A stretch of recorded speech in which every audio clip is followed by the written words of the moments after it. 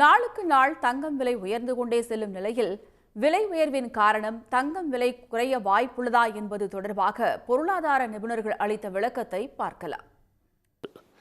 Central bankers தங்கம் வாங்கிறதுங்கிறது போன 3 வருஷமாக அது அதிகமாகிருக்கு. இதோட மெயின் காரணம் தான் அமெரிக்க டாலர் மேலே இருக்கிற நம்பிக்கை குறைந்தது. இது அமெரிக்க டாலரில் நம்பிக்கை இல்லாதத சென்ட்ரல் பேங்கர்ஸ் ரிசர்வில் கோல்டை ஏற்றுறாங்க. இதனால தான் தங்கம் விலை ஏறுது. சைனா, ரஷ்யா, அமெரிக்காவுக்குள்ளே இருக்கிற ப்ராப்ளம் தீரலைன்னா தங்கம் விலை இப்போதைக்கு இறங்காது. இப்பொழுது அரசாங்கங்கள் தொடர்ந்து தங்கத்தை வாங்குகிறார்கள்.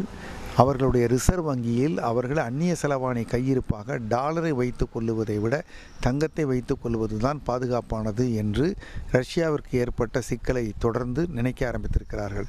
அப்படியாக பல்வேறு தேசங்களினுடைய இந்தியா உட்பட ரிசர்வ் வங்கிகள் பெரிய அளவில் டன் கணக்கில் 50 டன், 100 டன், 200 டன் என்று தங்கத்தை வாங்கி கொண்டிருக்கிறார்கள்.